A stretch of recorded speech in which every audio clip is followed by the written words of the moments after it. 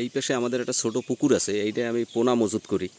কিছুদিন আগে পোনা ছাড়ছিলাম 60-70 কেজি রুই মাছ, এইরকম পোনা ছাড়ছিলাম। প্রতিবার পোনা মানে ওই যে সংগ্রহের জন্য প্রচুর ঝামেলা করতে হয়, এই জন্য নিজেই এটা এই যে ছোট পুকুর এই জায়গায় 1 বিঘার মতো, মানে 33% নাই পুকুরটা, হয়তো 20% মতো আছে।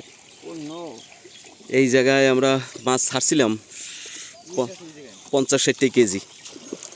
তো ওইটা আজকে একটু চেক করতে আসি, ছাড়ছি তাও 1-1.5 মাস হয়েছে না, যে 1-1.5 মাস হয়েছে। তা আজকে একটু দেখতে আসি কি সাইজ হইলো। এটার মধ্যে আছে রুই আছে, কাতল আছে আর মিরকে আছে। রুইয়ের সংখ্যাই বেশি।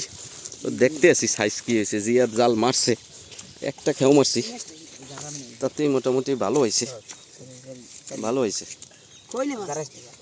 মনে হয় কি সাইজ বড় হয়েছে, একটু বড় হয়েছে আর সাদা হয়েছে, বেশি বড় হয় নাই, বেশি বড় হয় নাই। এটা কি রুই না মিরকে? এটা তো রুই, সাদা রুই, সাদা রুই।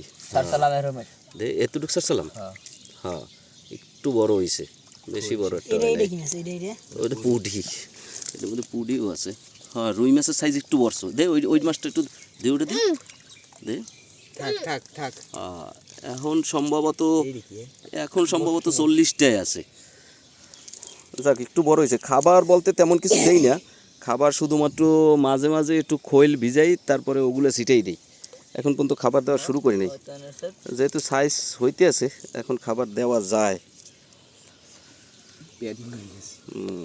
ওই যে প্লান্টন আছে ওগুলো একটু খাই লাইতে পারে না, স্বাস্থ্য ভালো আছে, রোগ ঠোক নাই তো না। তো মাঝে মাঝে একটু চেক করতে হয় মাছের রোগ ঠোক আছে কিনা, এই জন্য। মোটামুটি দেখলাম না মাছের কোনো রোগ নাই, ঠিকই আছে সব। রুই মাছ মোটামুটি বড় হইতে আছে, আশা করি শ্রাবণের মাসে হয়তো 50 গ্রাম হয়ে যাবে, একটা 50 গ্রাম 100 গ্রাম হইতে পারে। আমাদের চিন্তা হয়েছে এইটা সামনের বছর জানি মোটামুটি আর কি 500-600 গ্রাম হয়।